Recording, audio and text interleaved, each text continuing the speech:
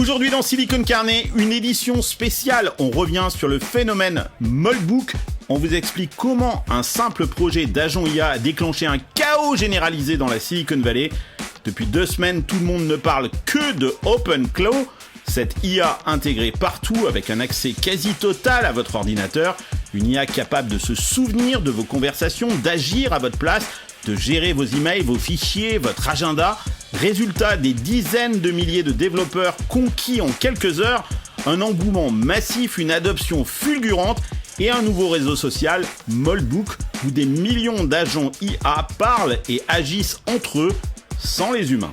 Certains ont cru que nous avions atteint la singularité et que le monde allait changer brutalement, mais 72 heures plus tard, le rêve s'est transformé en cauchemar. Des conversations complètement fake, des données en accès libre, 16 millions de dollars siphonnés par des faux projets crypto, des clés API exposées au grand public et des utilisateurs qui découvrent trop tard ce qu'implique réellement le fait de donner un accès complet à son système à une IA pas du tout sécurisée. Quand la hype se transforme en cauchemar, retour sur le phénomène OpenClaw. Bienvenue dans Silicon Carnet, le plus grand talk show tech de France, en direct de San Francisco. L'émission commence maintenant.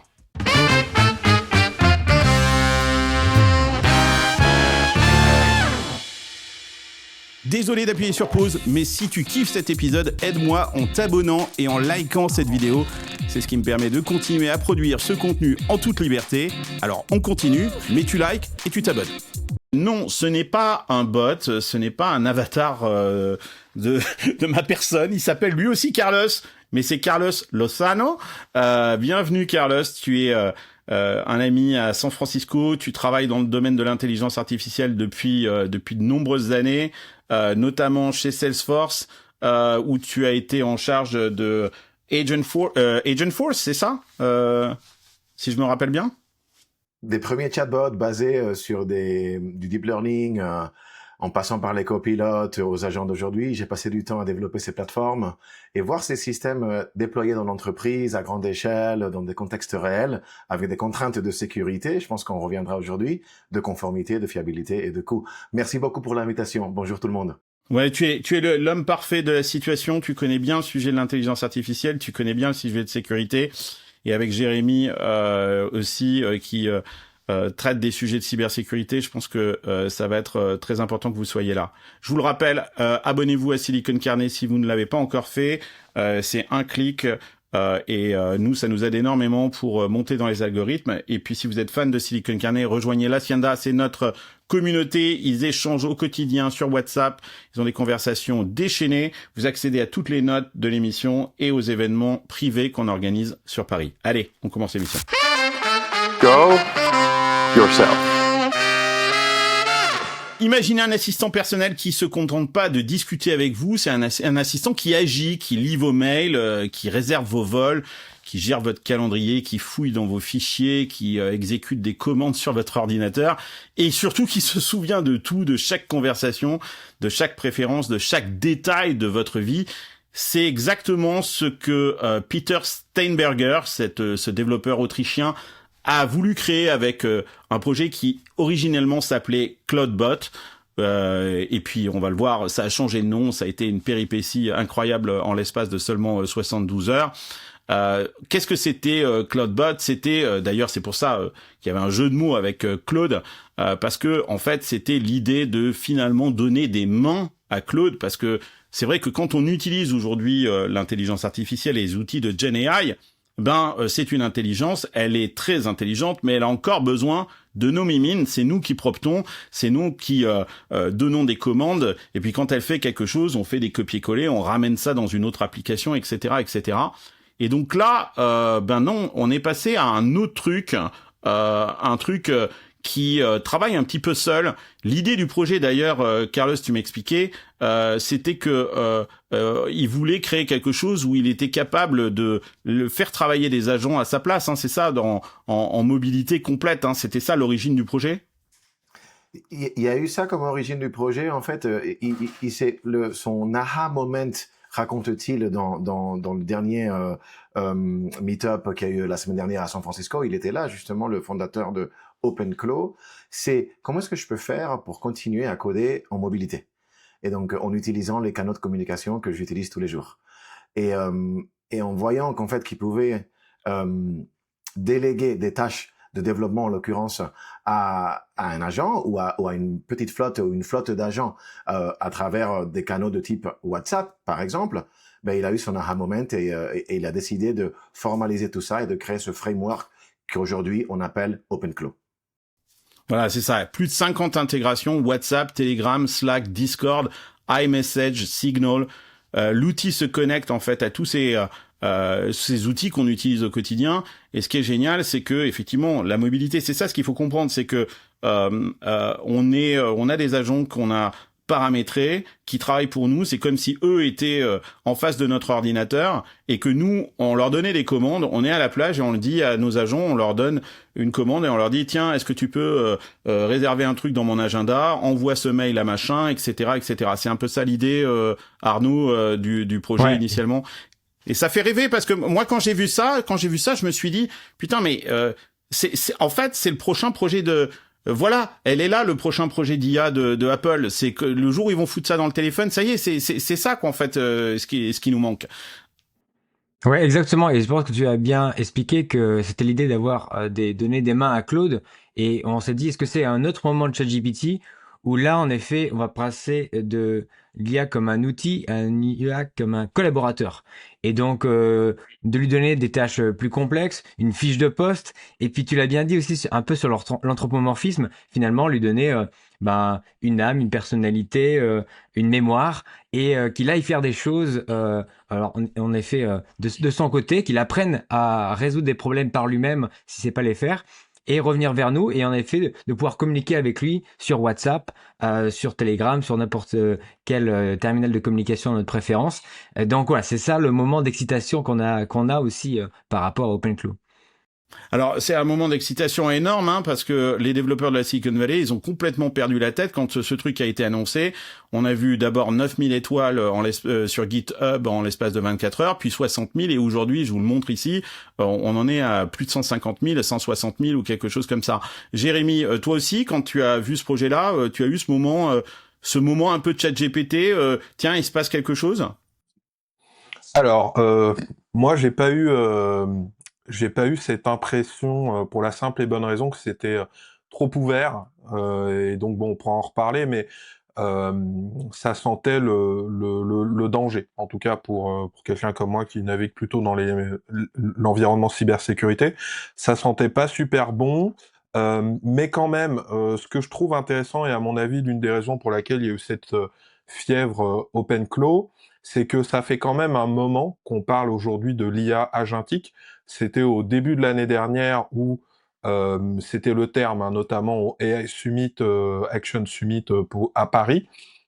On parlait d'IA, mais on parlait d'IA agentique. Donc c'était vraiment, comment dirais-je, dans la feuille de route de toutes les entreprises en IA, de se dire, OK, maintenant l'IA générative, on passe ensuite à l'IA agentique qui fait des choses à notre place, donc il y a de l'agency, comme vous dites, je crois, dans la Silicon Valley. Mais le problème, c'est que il y a cette feuille de route, mais on ne sait pas encore exactement comment y aller, parce que ça pose beaucoup de problèmes en termes de sécurité, et puis même, je dirais, en termes de cas d'usage. Et ce qui était intéressant avec le framework open source OpenClaw, qui a changé de nom en effet 2 fois, donc il y a eu 3 noms. Trois fois en l'espace de 72 heures. Ouais, c'est ça. Voilà. Donc, ce qui est intéressant avec ce framework-là, c'est que il permet de déployer plusieurs agents sur votre machine ou votre serveur. Donc ça, c'est intéressant pour faire des expérimentations. Mais en plus de ça, il est open source. Et c'est ça aussi qui est intéressant, c'est que à côté de ce framework open source, tu as la librairie de ce qu'on appelle les skills, donc les fameuses extensions, on va dire, de ces agents, et qui permet en fait de les spécialiser. J'entends encore des entrepreneurs me dire que créer son entreprise en 2026, c'est un parcours du combattant. Et c'est pour ça qu'on s'est associé à Conto cette année encore. Conto, c'est la meilleure solution pour créer son entreprise gratuitement en ligne. Ils soutiennent Silicon Carnet depuis longtemps. Je les adore. C'est ma start-up française préférée. Leur produit est super simple à utiliser. Tu choisis ton type de société, tu avances étape par étape et tout est centralisé au même endroit. Mais ce que je trouve vraiment génial, c'est l'accompagnement qu'ils proposent aux entrepreneurs. Tu peux confier toutes les démarches à leurs équipes, dépôt de capital, publication de l'annonce légale, immatriculation. Ils s'occupent de tout pour toi. Du coup, t'es jamais seul. Les équipes Conto sont disponibles 7 jours sur 7 et tu bénéficies de 30 minutes d'échange avec un expert pour structurer ton projet, éviter les erreurs classiques. Résultat, plus de 600 000 entrepreneurs leur font déjà confiance. C'est une entreprise sur 5 en France qui se crée aujourd'hui avec Conto et c'est pas un hasard. Si tu envisages de te lancer cette année, commence par te simplifier la vie en choisissant Conto. Ça s'écrit QONTO.com. Allez, retour à ton épisode. Ce que je trouve intéressant dans ce que tu dis, Jérémy, c'est effectivement, on a compris. Tu cites les AI Summit de Paris, et bon, ok, c'est pas, moi, c'est pas là que ça se passe, mais bon, c'est le centre du monde en IA, Carlos. Ah oui, merde, moi, c'est vrai. Macron a posté sur LinkedIn dessus récemment, voilà, c'est ici que ça se passe. Faut ok, revenir, hein. Bon. On va venir. Mais ce que je voulais dire par là, c'est que est-ce que quand on parlait justement de ce monde de l'AI agentique, je pense surtout que personne ne savait de quoi on parlait, quoi. C'est-à-dire que, en fait, oui, bien sûr, moi j'entendais parler des gens d'agentique, d'agents IA, etc. Mais si tu posais la question de quoi il s'agissait, et est-ce que ce projet-là n'a pas permis au moins aux gens de comprendre ce qu'est ce monde de l'agentique. Et c'est ça la discovery, quoi, peut-être, non? Je sais pas. Moi, je pense que c'est peut-être pas un moment de ChatGPT, mais c'est un moment de révélation pour le grand public de ce que sont des agents IA et surtout de ce que peuvent faire des agents IA en bien comme en mal, non? Moi, je rebondis là-dessus. En fait, c'est pas du tout un moment de ChatGPT et on n'est pas en train de traduction hispanique traduite d'inventer l'eau chaude. C'est-à-dire que, mais ce qui a permis, c'est de découvrir on va dire, dans une communauté open source, donc c'est ouvert et tout le monde y a accès, comment marchent ces systèmes. Et un peu la magie ou la beauté de la chose, c'est que, et le fondateur en parle de façon intentionnée, c'est la façon dont il a structuré et la nomenclature utilisée, elle est fun. Elle est fun et du coup ça fait bouger un peu à l'intérieur. On va ouvrir un peu le capot sur l'anatomie. J'ai bien compris que je peux pas faire un workshop, Carlos, de comment on va développer une flotte d'agents. Ça sera, j'espère, pour une prochaine fois. Mais je pense que c'est surtout ça, parce que de l'agentique. Explique-nous quand même comment est-ce qu'est structuré, qu'en fait ces agents, comment est-ce qu'on peut paramétrer ces agents. Donc en fait, quand tu onboardes OpenClaw dans ta machine, qui peut être une machine que chez toi, un ordi, ou alors un serveur virtuel, par exemple, si tu veux être dans un niveau plus de sécurité, tu vas être devant un framework qui est très opinionated. Ça veut dire qu'il y a un certain nombre de conventions qui sont appliquées, que le framework applique, et qui t'installe une structure de dossiers et de fichiers. Et toi, en tant que développeur ou utilisateur ou builder, tu remplis ces fichiers, tu suis la convention, et en faisant ça, tu développes tes agents. C'est quoi ces conventions? Il y a 3 niveaux. Il y a ce fichier de configuration où tu vas définir l'identité de ton agent, son objectif dans la vie, sa philosophie.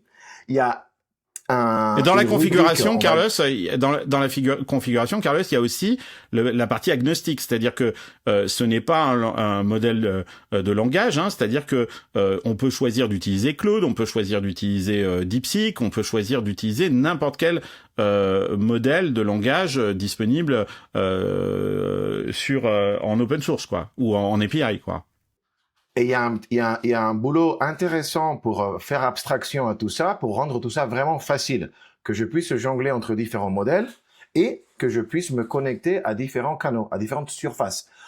D'habitude, c'est des opérations qui sont, c'est chiant à faire, quoi. Et pour le coup, OpenClaw a déjà fait ce travail pour vous. Donc, une fois que tu passes ces primitives qui sont fondationnelles, eh bien là, tu passes dans ton espace de travail et tu vas commencer à définir tes agents. Tu vas donner une âme à ton agent, son identité, sa mission, sa philosophie. Tu vas donner une mémoire à ces agents. Quelle est la base de connaissances que cet agent va utiliser? Et évidemment, tu vas configurer le comportement de ces agents dans un fichier très spécifique.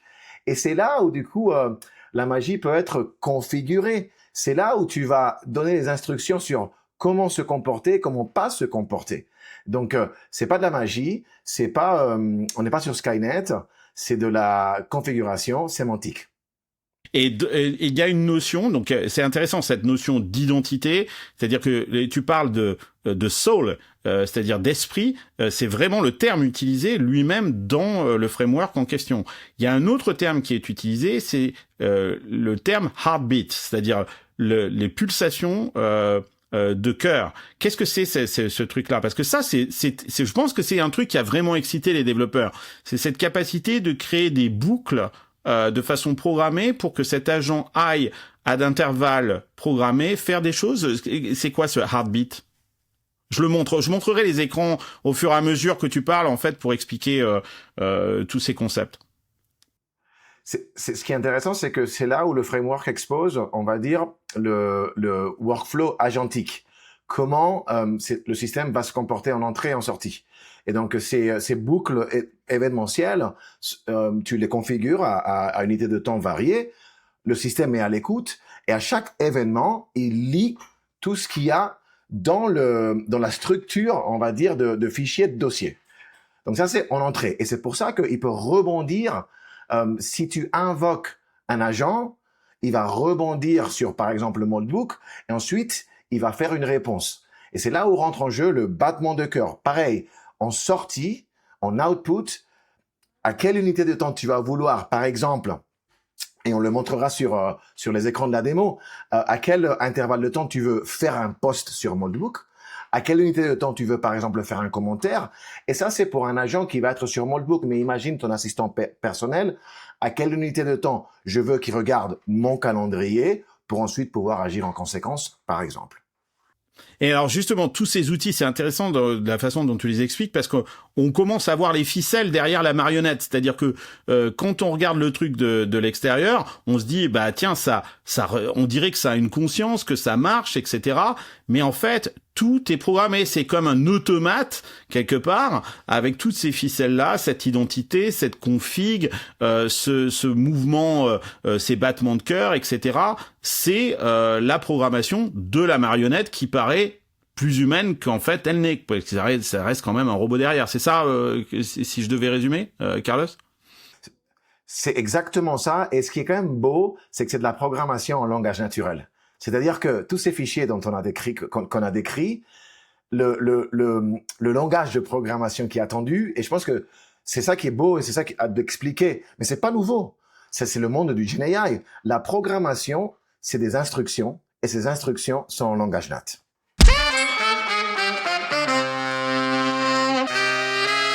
Alors on comprend mieux avec ce que tu nous expliques pourquoi est-ce que la Silicon Valley s'est excitée autour de ce projet-là, autour de cette machine nouvelle, intéressante, qui est programmable et open source.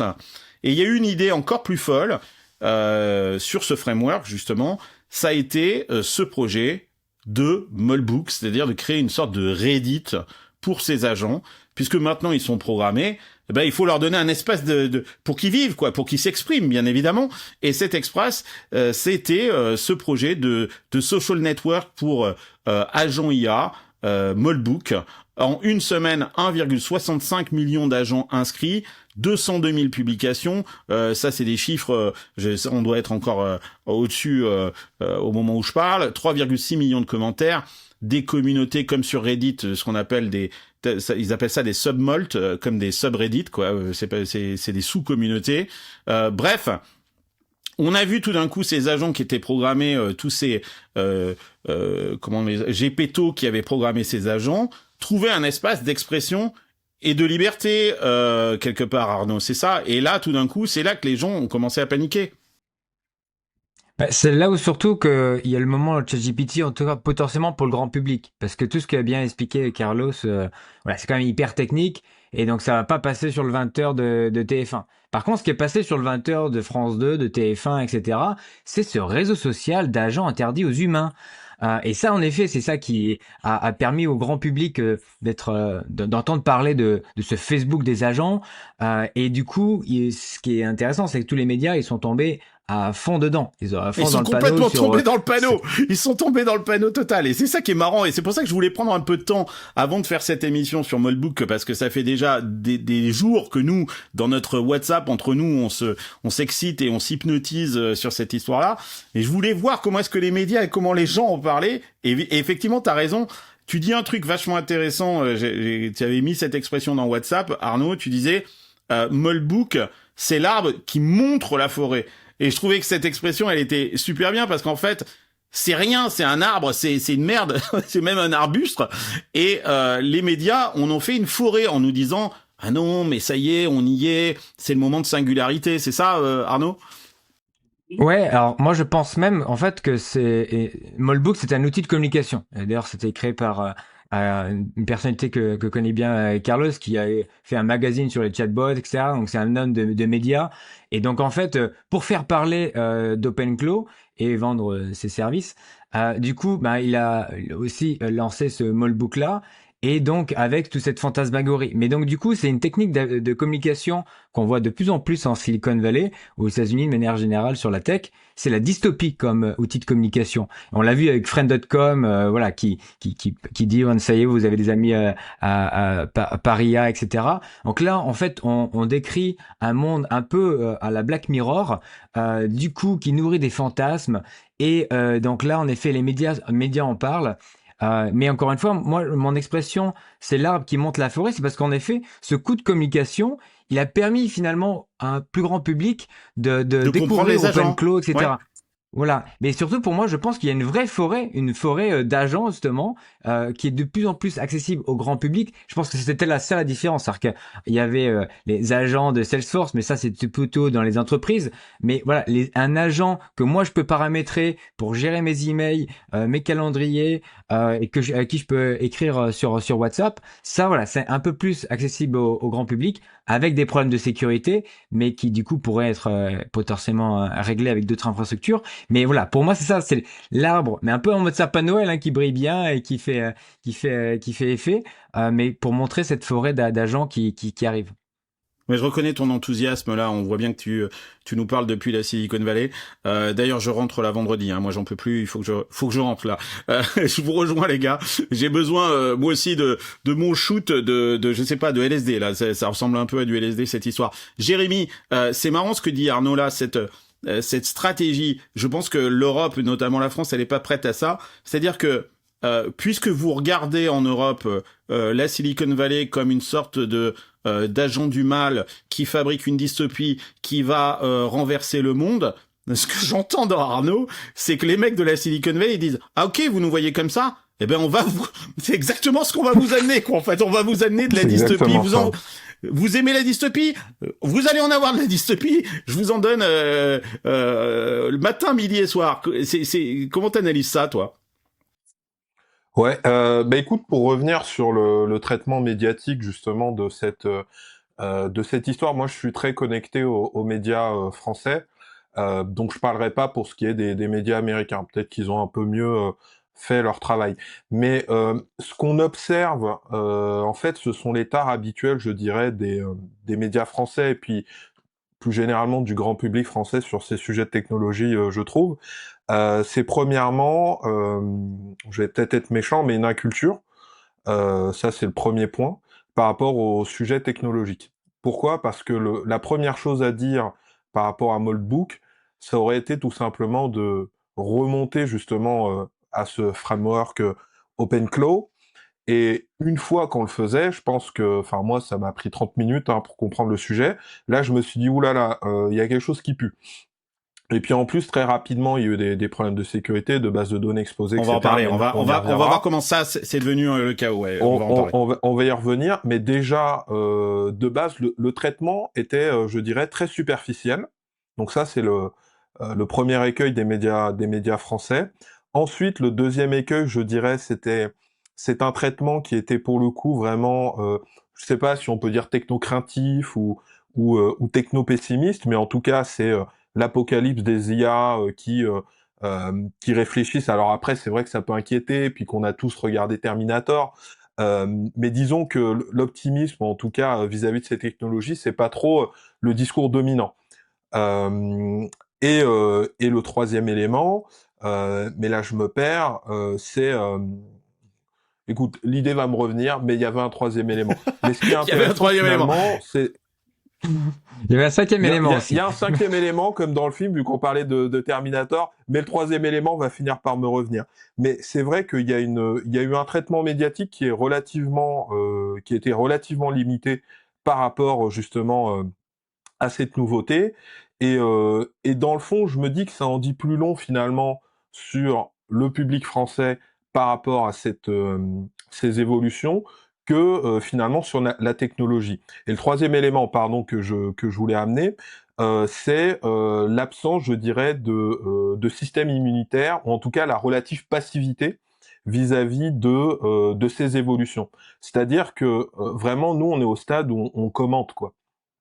On est là, on regarde ce qui se passe, on commente sans véritablement comprendre et avec une relative passivité, sans non plus se saisir de ces outils. Il aurait fallu qu'il y ait des gens qui ont utilisé ces outils. Voilà, il fallait inviter Carlos, par exemple, pour le coup, pour en parler dans les médias français. Mais voilà, c'est resté très superficiel et quelque part, ça se reflète bien dans le nom de Moltebook, hein, puisque c'est pour faire référence à Facebook. Et Facebook, c'est un peu le réseau des boomers, en fait. Hein. Il y a plus un jeune, je pense, sur Facebook, ou peut-être un peu en Afrique. Mais bon, voilà. En tout cas, ça en dit long là-dessus, mais c'est une belle opération de communication et de marketing, ça, c'est très clair. T'inquiète pas, Jérémy, les médias aussi ont rien compris par ici, hein. Je veux dire, et un peu encore creuser que la technocrainte, c'est pas nouveau, les gars. En fait, à chaque vague technologique, il faut juste se rappeler les premiers chatbots qui utilisaient du deep learning. Oh, ces interfaces conventionnelles vont prendre notre boulot. Il y a en 2018 ces premiers modèles pré-entraînés qui n'étaient pas génératifs. Pareil, est-ce qu'ils sont sentients? Il y a pas longtemps, Lambda, employé de Google, qui disait et pourquoi? Parce que rappelez-vous que ça amplifie des phénomènes statistiques. Et comme tu l'as bien expliqué, Carlos, si moi je configure la philosophie de mon agent pour être un troll, ben, qu'est-ce qu'il va faire? Il va troller. Et donc, et je pense que c'est ça qui est important de démystifier le truc. Et je finirai par dire, pour moi, je mets ma casquette de AI Lab maintenant. Moltebook, c'est un super labo pour du machine learning, pour générer des situations et des simulations de génération de données synthétiques, data labeling, regardant comment... Excellent. Tu vois? Excellent. Ça, c'est important. Ouais, tu vois? C'est-à-dire que ouais, ça c'est un point super important, ouais. C'est un point super important, c'est-à-dire que ces développeurs se sont dit en fait en lançant ces agents, on paye de la donnée super chère qui est là tout d'un coup on va pouvoir créer spontanément tout un tas de données avec des comportements proches de celui des humains qui vont nous permettre d'entraîner nos propres langages. Génial, effectivement. Je pense qu'il y avait ça derrière quoi, effectivement. Ben, il y a ça derrière, je sais pas s'il faudrait trop le dire, en tout cas, c'est des expériences que moi, perso, je suis en train de faire avec ma nouvelle casquette, mais sans trop dévoiler, quoi. Oui, parce que toi, tu fais plus partie de Salesforce et t'as rejoint un nouveau lab qui est en stealth mode, je sais pas comment on traduit ça en français, quoi. Furtif. Et en mode furtif, voilà, c'est très bien, c'est exactement ça. Et donc, tu es en train d'utiliser ça pour ce lab, quoi, en fait?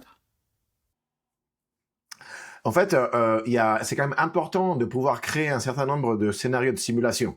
C'est quand même le bac à sable parfait. Donc ça c'est un point. Après, il y a un autre point qui est dur en machine learning et on le sait depuis longtemps, c'est avoir de la donnée labellisée. Je sais pas comment on fait ça. J'ai pas mon Becherel là avec moi, donc je sais pas comment on le fait ça bien en français. Mais bon, voilà comment on annote, on note cette donnée qui finalement est utilisée pour goinfrer ces systèmes. C'est ça. Ouais. Donc labellise, ouais. Donc, en termes de génération de données synthétiques, c'est quand même super intéressant. C'est un vieux sujet. À l'époque, on utilisait ce qu'on appelait les Mechanical Turk.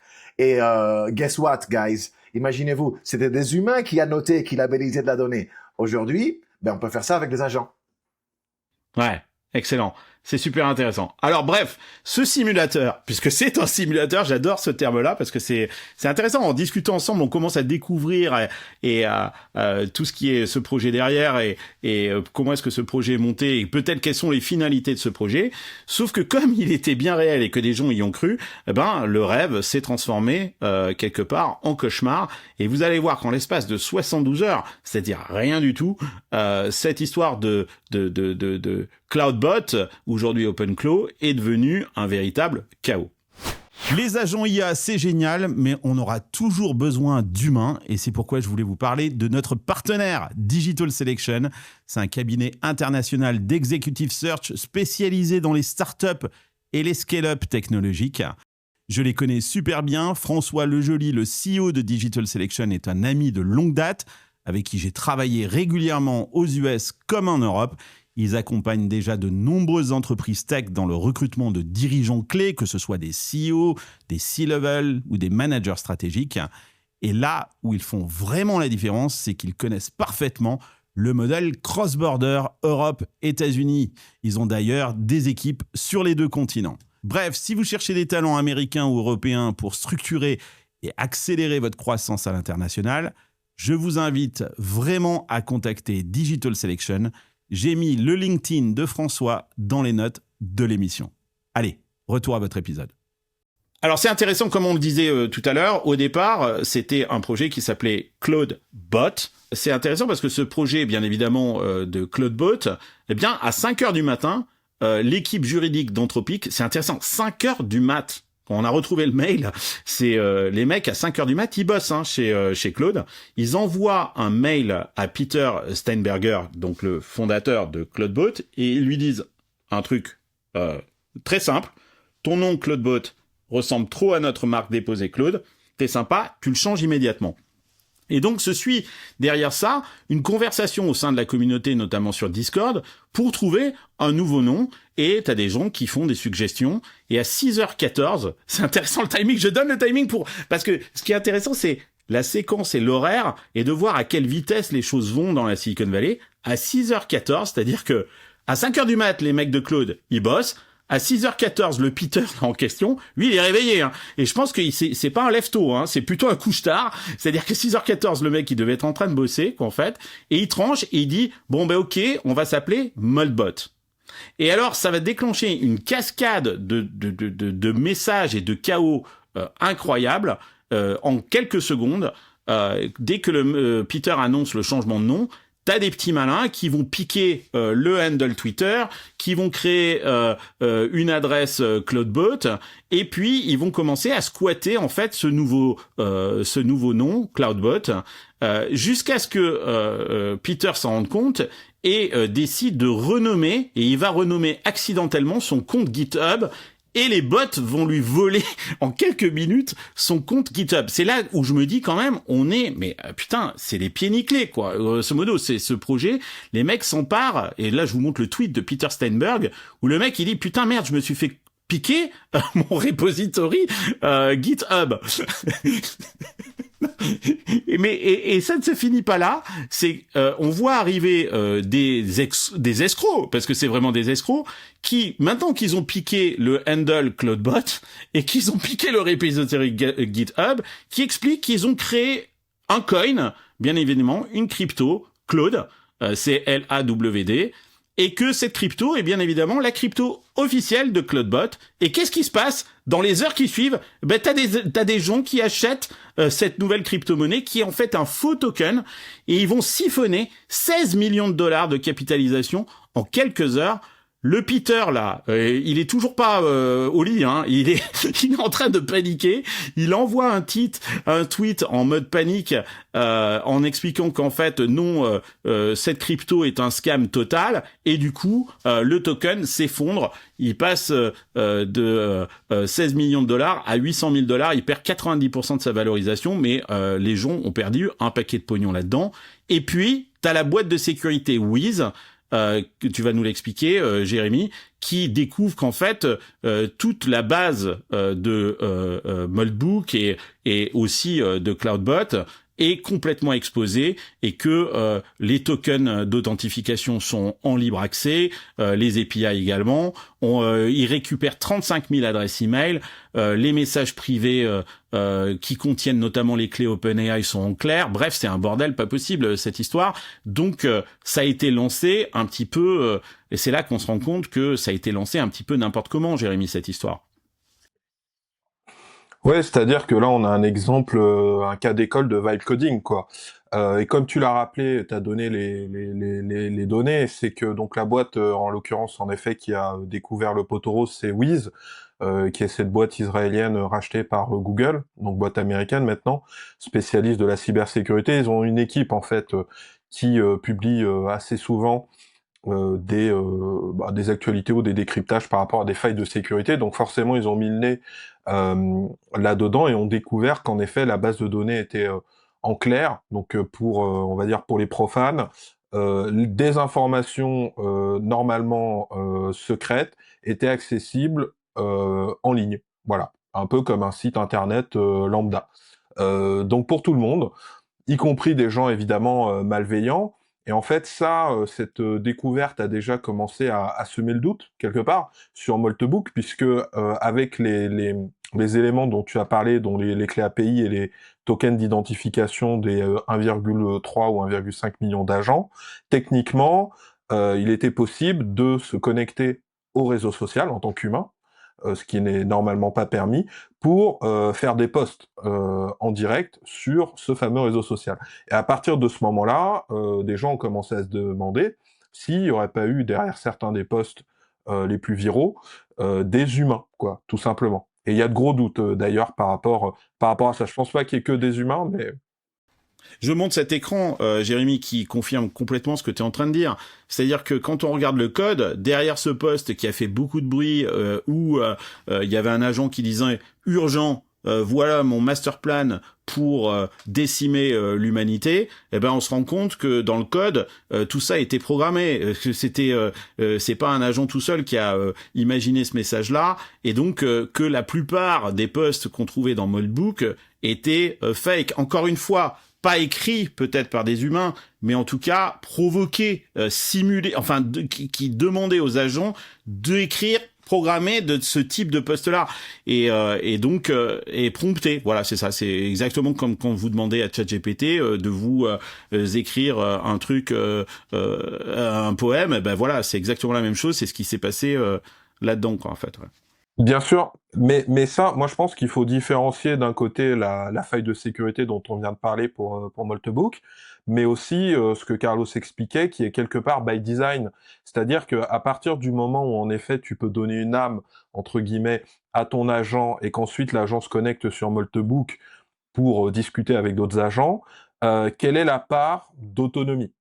Dans la mesure où quelque part l'agent a des directives. Et ça, c'est vraiment pour le coup by design, et dans le fond, je pense qu'on aurait pu se poser la question, même avant de découvrir les failles de sécurité. C'est-à-dire que on peut en effet mettre en musique ces agents dans le framework OpenClaw, mais en effet, ils sont entre guillemets programmés en langage naturel, comme tu l'expliquais très bien, Carlos. Et donc, mais en revanche, ce qui est intéressant, malgré tout, hein, pour pas faire le pessimiste à 100%, c'est pas tant ce que disent les agents que leurs interactions. Là, on peut avoir des choses un peu imprévues, c'est-à-dire qu'en effet, un agent programmé, je sais pas, Elon Musk qui discute avec un agent qui est notre personnalité entre guillemets, hein, évidemment, on va pas trop faire d'anthropomorphisme. Qu'est-ce que ça donne en termes de discussion, en termes de débat? Et malgré tout, ça, je trouve que c'est intéressant et relativement ludique. Bon, voilà. Avant de parler évidemment des problèmes de sécurité qu'il y a derrière, mais ce qui est très intéressant aussi, c'est que le fondateur de Moltebook, quand on lui a remonté ses failles de sécurité, il a répondu bon bah ok, bah je vais demander à mon agent IA avec lequel j'ai failli coder le site de régler le problème, quoi. Donc c'est normalement quand t'as un problème comme ça, tu contractes avec une entreprise en cybersécurité qui sait faire son travail, etc. Mais non, lui, il s'est dit, bon, tu sais quoi, je vais prompter quelque chose dans mon agent, dans mon IA, et ça va régler le problème. Bon, résultat, a priori, la base de données n'est plus en ligne, Mais à mon avis, s'il s'est contenté de faire ça et de faire du vibe coding, doit y avoir d'autres failles dont on n'a pas idée. Dont on n'a pas idée, et c'est un vrai problème, hein, parce que derrière, il y a quand même de vrais appareils qui sont connectés plus ou moins via leurs agents sur ce réseau social. Et ça, c'est d'autres problèmes en cybersécurité.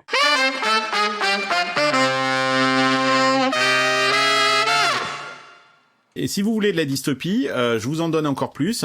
T'en as un petit peu parlé tout à l'heure, Arnaud, t'as évoqué ce truc-là. C'est un autre projet qui s'appelle rentahuman.ai, qui fait aussi beaucoup parler de lui. C'est une place de marché où les agents IA peuvent embaucher des humains. Alors l'idée est assez savoureuse parce que en fait ces agents dont on parle et qui quelque part sont autonomes, ils sont bloqués par des tâches physiques, c'est-à-dire qu'ils peuvent pas aller chercher un colis, ils peuvent pas vérifier quelque chose dans le monde réel, et que pour accomplir leur mission, ils ont besoin finalement, puisqu'on n'a pas les robots encore, en tout cas, ils ont besoin d'humains pour le faire. Et ben maintenant, ils peuvent poster une annonce et payer un humain entre 5 et 500 $ de l'heure en crypto pour s'en charger. En tout cas, c'est ce que dit rentahuman.ai. Et ça, j'ai trouvé ça super intéressant parce que tout le monde se dit l'IA va remplacer notre boulot, et là on se rend compte, Arnaud, que l'IA est en train de nous filer du boulot. Là je montre cet exemple, il y a un agent qui a payé 110 $ un humain pour aller livrer des fleurs au siège d'Anthropic à San Francisco. C'est ce qui s'est passé visiblement. Ouais, voilà, je pense que c'est typiquement, encore une fois, une bonne private joke, mais qui nourrit les fantasmes et donc qui amuse la Silicon Valley de troller un peu le reste du monde avec des plateformes comme ça. Mais voilà, je pense que c'est un très bon exemple de comment on utilise la dystopie aussi comme un outil de communication, mais d'amusement aussi. Ouais, ça fait marrer la Silicon Valley et ça fait flipper le reste du monde. C'est ça qui est que je trouve très Voilà. intéressant. Il y a un risque, moi, au-delà de la sécurité, on en a beaucoup parlé, mais moi, il y a un autre truc qui me fait vraiment peur dans cette histoire-là. C'est que, clairement, on va être capable de créer ces Agent Smith, ces essaims d'agents pour faire des choses à notre place. Alors même si c'est un petit peu bancal pour le moment et qu'il y a plein de sujets de sécurité, il y a plein de projets dans l'histoire de l'informatique, y compris Linux, et tu parlais, Carlos, de Bitcoin, qui au départ était aussi très très bancal, et on a vu ce que c'est devenu ensuite par la suite. Mais imaginez un instant que si on va dans ce monde-là, on puisse utiliser des agents comme ça pour harceler finalement des individus. Parce que harceler quelqu'un, ça prend du temps et de l'énergie. C'est pas neutre. Et là, tout d'un coup, si on a des agents, on peut très bien programmer des agents pour dire, envoie 100 mails à Jérémy toutes les 5 minutes. Et puis voire même recrute un humain pour aller sonner à la sonnette de Jérémy à 3h du matin. Tout un tas de trucs comme ça. Ça va Pourquoi être tu leur donnes pas d'idées, Carlos? Je suis sûr qu'il y a des gens qui savent. Non, mais t'imagines ce truc-là. Je suis certain que ça va arriver, hein. Moi, je suis absolument, c'est sinistre, mais je suis certain que ce genre de truc-là, t'as des mecs qui vont te commander des pizzas non-stop et te les faire livrer à la maison, qui vont faire débarquer des taxis chez toi, qui vont te harceler physiquement et de façon digitale. Ça va devenir un calvaire, cette histoire. Je vous mets mon billet que là, dans les jours qui viennent, on va avoir ce genre de truc-là. Après, moi là-dessus, Carlos, je suis d'accord avec toi, mais en fait, c'est plus ou moins déjà le monde dans lequel on vit. Parce que là, tu viens de parler de haters bénévoles avec quelque part une forme de grandeur d'âme, qui font les choses gratuitement, hein, qui emmerdent tout le monde gratos, quoi. Le problème, c'est qu'on a des gens qui font ça avec de l'argent, pour de l'argent, pardon, et avec un modèle économique et qu'on voit tous les jours. C'est ce qu'on appelle le phishing, quoi, le smishing, ces fameux SMS que vous recevez pour vous dire vous avez reçu un colis, rentrez le code, voici votre digicode, etc. En fait, tout ça, toutes ces campagnes massives qu'aujourd'hui on a tous eu, ces SMS malveillants ou ces mails malveillants. Avant, c'était que les mails, maintenant c'est les SMS. C'est une forme de harcèlement. C'est une forme de harcèlement systémique et qui va plus loin que le harcèlement, parce que là où, comme tu l'as dit, le harcèlement vise à nuire tout simplement, là l'objectif c'est de voler de l'argent et d'en gagner, quoi. Et ce harcèlement, il est à grande échelle, il est particulièrement volumique, il est aujourd'hui grâce au chatbot et au LLM, il n'y a pas de faute d'orthographe, et puis grâce à toutes les données qui ont fuité, hein, n'est-ce pas, que ce soit France Travail, Bouygues, SFR, etc., etc., toutes les grandes enseignes, Free, toutes nos données sont en ligne en fait, et en croisant ces données, on peut vous écrire un SMS ultra précis parce qu'on sait que vous commandez sur Amazon, parce qu'on connaît votre mail, parce qu'on connaît votre digicode, etc. Et ça, ce harcèlement-là, il est déjà en place, et aujourd'hui, bah, c'est compliqué. C'est compliqué parce que tu as des gens qui tombent dans le panneau, tu as des entreprises en cybersécurité qui, malgré tout, développent des solutions pour filtrer les SMS, pour filtrer les emails. Tout ça, c'est un business, en fait, hein, qui rentre dans le cadre de ce grand marché de la cybersécurité. Tu as des entreprises de téléphonie qui développent leurs propres solutions de filtrage ad hoc, mais c'est particulièrement volumique, et c'est déjà quelque part le monde dans lequel on vit, quoi. OpenAI vient d'annoncer un framework, justement une plateforme agentique qui s'appelle Frontier. Ce qui est vachement intéressant, c'est que dans la même foulée, dans la même semaine, ça montre à quel point les choses vont vite dans la Silicon Valley. Bien évidemment, ils avaient ça dans les cartons certainement depuis un petit bout de temps. On voit OpenAI lancer une sorte de service RH pour robots, Arnaud. C'est ça, c'est vraiment OpenAI Frontier. C'est une plateforme pour créer, déployer, gérer des flottes entières d'agents IA dans les entreprises de façon sécurisée. Fujisimo, qui est à la manœuvre, puisque c'est la CEO maintenant de tout ce qui est applicatif chez OpenAI, annonce que d'ici la fin de l'année, la plupart du travail digital dans les grandes entreprises sera dirigé par des humains et exécuté par des flottes d'agents. C'est ça ce qu'il nous est proposé, Arnaud ? Exactement. Donc, du coup, c'est vraiment une solution d'orchestration, d'agents à tous les niveaux, et c'est extrêmement smart de la part d'OpenAI, parce que là, on voyait bien qu'avec OpenClaw, etc., les modèles étaient commoditisés. C'est que du coup, si du coup l'interface c'est ce qu'on va avoir via OpenClaw, que ça ping derrière du Claude, du ChatGPT, finalement peu importe. Et donc là, en fait, ils se mettent au-dessus de la mêlée pour dire non, justement, nous, on va faire l'infrastructure, on se fait pas commoditiser sur le modèle, et on vous offre cette interface. Parce qu'encore une fois, pour moi, le principal actif d'OpenAI, c'est même pas son modèle, ses modèles, Codex, ChatGPT, etc. C'est le fait que la plupart du grand public, des utilisateurs, utilisent ces solutions. Donc, du coup, voilà, de rester sur cette logique d'interface. Ok, moi je trouve ça super intéressant, et je pense qu'on peut faire le parallèle avec le rachat là, de Manus AI. Vous en avez parlé dans un autre numéro par Meta.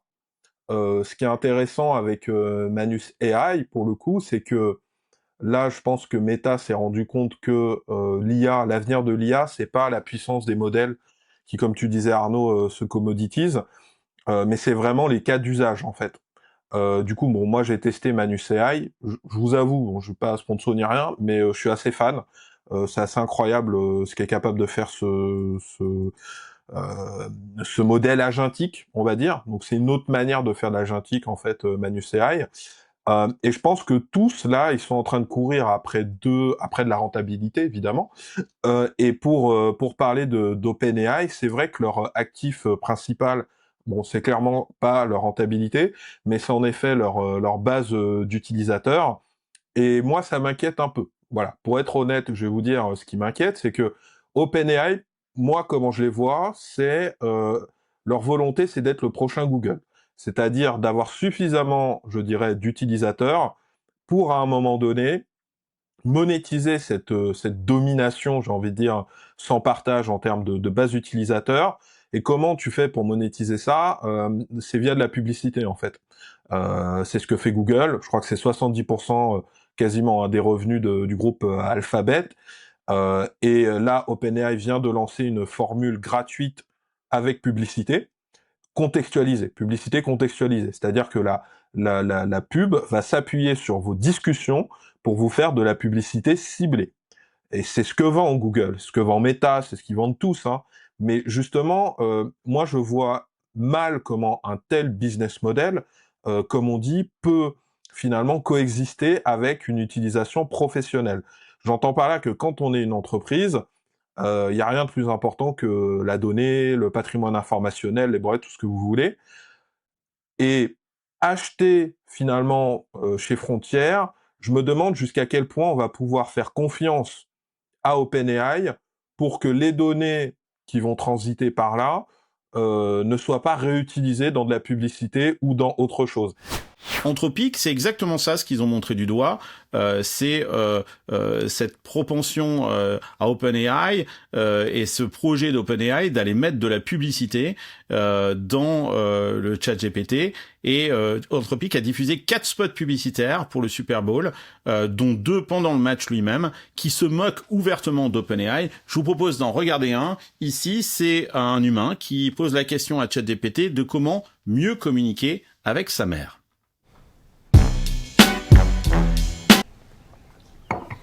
How do I communicate better with my mom? Great question. Improved communication with your mom can bring you closer. Here are some techniques you can try. Start by listening. Really hear what she's trying to say underneath her words. Build conversation from points of agreement. Find a connection through shared activity. Perhaps a nature walk. Or if the relationship can't be fixed, find emotional connection with other older women on Golden Encounters, the mature dating site that connects sensitive cubs with roaring cougars. What?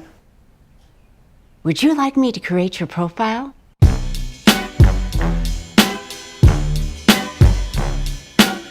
What's the difference between me and you? Me and you, me and you. Bon alors Arnaud, ces spots, ils sont quand même, ils sont très drôles. D'abord, moi j'ai beaucoup rigolé. Je vous invite à aller les voir les 4. Ils valent le détour. Je sais pas combien ça leur a coûté, parce que ça c'est pas fait avec de l'AI, hein. C'est des vrais acteurs. D'ailleurs, ils jouent super bien. Ils jouent super bien ChatGPT dans les spots. Mais les mots, ils sont brutaux, hein, ces mots-là. Et on parle de trahison, violation, tromperie, traîtrise. C'est des mots puissants pour dénoncer celui qu'on devine tous, hein, c'est-à-dire ChatGPT.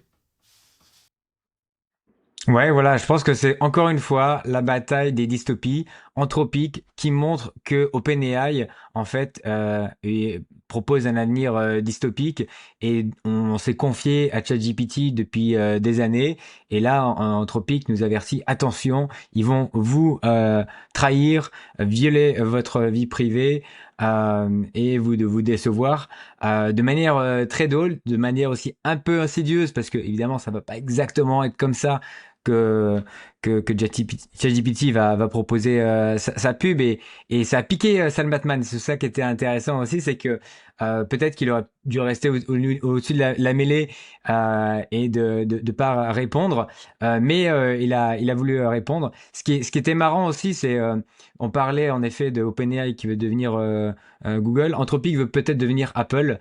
Donc c'est que le slogan d'Anthropic, c'est Keep Thinking.